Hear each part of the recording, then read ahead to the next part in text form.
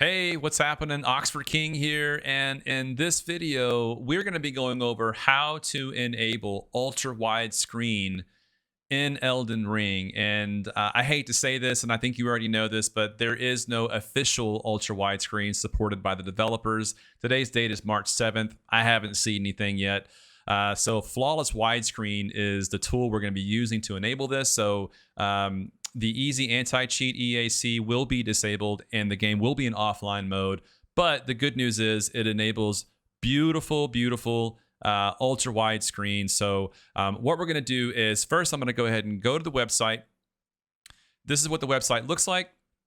Is flawless widescreen. Looks like flawlesswidescreen.org. Search it up in Google. It'll take you here. Their third red link is download. It takes you down to the bottom of the screen.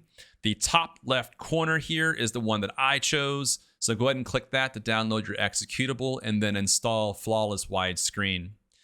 Once you have it installed, it looks like this. The only thing that you're not going to see yet if you are new to flawless widescreen is Elden Ring in this top area where it says flawless widescreen plugins. You won't see this yet. So how do you find that? How do you enable it? It's pretty easy. If you go down to where it says available plugins, open up the flawless widescreen plugins. This is a list of all the games supported by this awesome program. Okay. Look for Elden Ring. Once you find it in the list and it is alphabetized, click it and it'll throw it up here in the active area for the plugin. All right. To the right of this, you're gonna know right away that it is active because when you left click it, you're gonna have a new tab that says Elden Ring and all the features enabled. Okay. Now today's date, like I mentioned before, is March the 7th. I say this because I noticed a new feature after it's been updated. Disabling chromatic aberration. I love that they added this. Awesome. For me, I went ahead and checked all of these. So the first thing you're going to do is make sure that the fixed box is checked enabled. Okay. Now below you can fine tune your FOV. I chose 5%. I was messing around with 10 and 15. The game has an automatic FOV adjustment when on horseback. I felt like 10% pushed your character way out too far for my liking. 5% seemed to be a good sweet spot. Frame rate adjustment, it's been recommended by the developer, even over here on like the 4th or 5th bullet that says add FPS adjust, just set this to 360. I've done that. Just throw that slider all the way to the right. I do like vignette in some of my games, not in this one. So I went ahead and turned the vignette completely off on the 0 position. Okay. Here at the bottom, make sure you acknowledge and ignore this. This is a message that must be read and understood. This is how you disable EAC, which I will go ahead and do in this tutorial. All right. So this is it for step 1. Now I'm going to move my window over and show you what we do to finish this up to enable the ultra widescreen part. All right. Navigate to where you installed Elden Ring. So if you're a Steam user, you're going to go ahead and find where Elden Ring is installed. Basically, it's in your program files x86 folder. Okay. And then the Steam folder, then Steam apps, then common, Elden Ring, and then within Elden Ring, there's a folder called game. All right, open that up, and that's what you're seeing now on screen. Okay, now I've already done this step, but I'm gonna undo this to kind of show you what I have done so that we can follow along. I just forgot to do this when my last recording got corrupted, so I had to start all over, but that's fine. So what we're gonna do is when you're in here, it looks like this. Okay, you're gonna select Elden Ring executable and Control-C and then V to copy and paste. If you don't like using hotkeys, just right-click and copy and then right-click paste, and it'll look like this now. Okay. Your next step is to look for the blue bear icon, or in other words, the EAC executable called start_protected_game. Go ahead and select that. Right-click and rename it. In my opinion, you can keep the name, but at the end, hit .old or .old, hit enter to confirm. That's your new name of that file. Now, we have to get this OG Elden Ring executable to be named this one. All right, so the game thinks it's that executable, so that when you boot it up, it takes you into offline mode. It takes out EAC entirely, right? So what I do for simplicity's sake is I reselect this and I copy the name of the original start_protected_game, copy that, select Elden Ring executable, the original one, not the copy, rename it, hit Control V. Now we have a new name. It goes down next to the other one where it has a blue bear. You'll see what it does on the screen. So it should do the same for you. And a last step, I don't know if this step is still required today. It very well may be, but you can do it just in case because I have done it. Somebody who watches this in the comment section say, hey man, yeah, that step's still required. I don't know if it is or not. What am I talking about? I'm talking about the Steam_app ID text document that I created. How do you do that? Right click, open up the contextual menu, click on new, then click on text document, rename that text document to Steam_app ID, open that up, type in the numbers 1245620, make sure there's no space after 0, hit Control S to save or file save, close out of that document. Now, you can do one of two things, and I've tried both to make sure that it does work. You can either go back to Steam and click on the green play button, which is easier. It does work. When this first initiated, there was a lot of folks in the Reddit forums and places like that saying, don't boot it up through Steam. You can, as long as you've done this fix, it does work. It throws in offline mode. If you don't want to do that, that's cool. You're going to double click this new executable, this new named one that is. Double click that, it'll take you in the game. So let's go ahead and do that. Fire up Elden Ring. Let's check out what it looks like in ultra wide. Okay, here we go. Press any button, and it looks like it worked.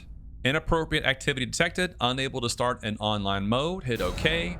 Another screen comes up saying you're going to be starting in offline mode, blah, blah, blah, hit OK, great. On the bottom right corner, it even says in all caps, offline. So you know right away EAC is not activated, it's not working, you're in offline mode. That's a good sign, okay? Let me hop into my system settings here and show you my resolution. You can choose either full screen or borderless windowed. It's entirely up to you. I have done both, and they both work with this flawless widescreen program. They both work. This is my resolution, is 3840 by 1600. For those that are wondering what my specs are, my system, my rig, all that stuff, down in the description box, I have everything listed there for you. Let me go ahead and back out of here. Let's go ahead and load up my character. I happen to have two characters. I have my main one, then I have one called UW for Ultrawide.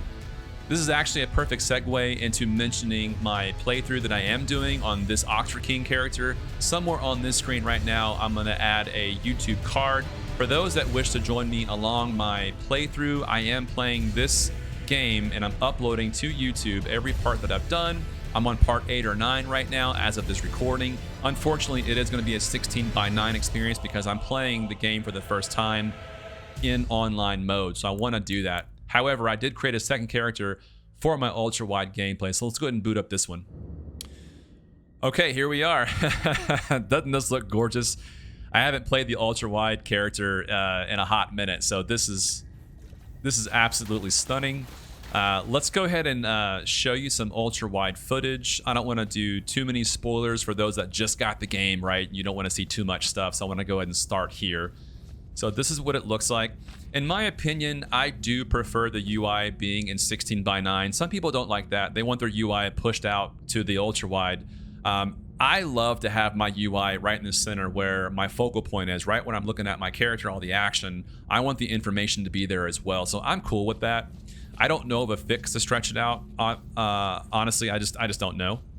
But I want to show you some footage. So let's go ahead and go up this elevator. Let's go ahead and check out Limgrave. I'm already smiling. It just looks so good in ultra wide. It looks gorgeous. Look at this. Look at this. Isn't this stunning? This looks amazing. Yeah, I wish it was supported by the developers. I want to play this online in ultra wide. It's beautiful. What I meant by the FOV adjustment, this is at 5%. All right. At 10%, I felt like it was a little bit too far out. So when I go on horseback, you'll see the camera naturally pans out even further. So again, this is 5% FOV. And I felt like 5% was pretty good. 10% was a little bit too far out. I know I'm repeating myself, but just play around with it and see what you like. But I landed on 5%. It seems to be pretty cool. I want to run around here just for a little bit longer so you can see some of this scenery. It's awesome looking. And you know what I want to do real quick? Let's run over to that first cave. And let's see what it looks like in a cave with ultra-wide, right? And tight corridors. Some of you may be interested in seeing that. Okay, so here we are approaching the cave. Give that guy a little whack of the sword there. All right, let's see. Let's check this out. Groveside Cave. Let's bring out the torch. Look at this. Isn't this beautiful? Stunning. Widescreen. Ultra widescreen. Looks amazing. Look at this. Isn't this amazing? Keep saying that.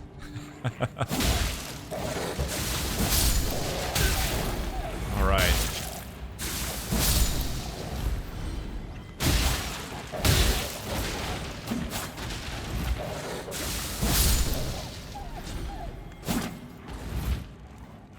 Okay. Apparently I get really quiet when I'm trying to play the game.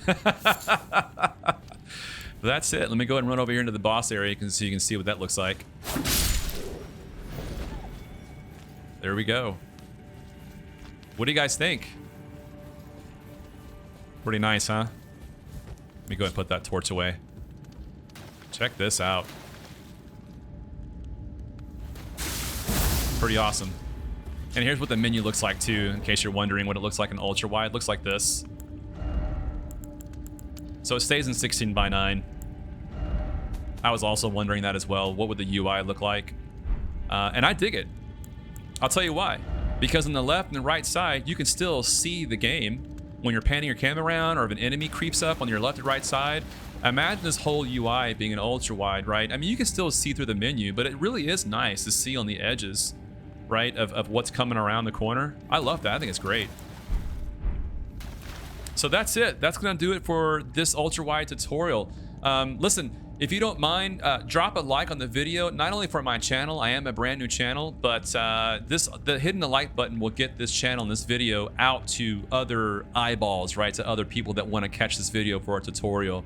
If you dig my vibe, hit that subscription button as well before you're on your way out. Until then, I'll see you in the next video. Take it easy.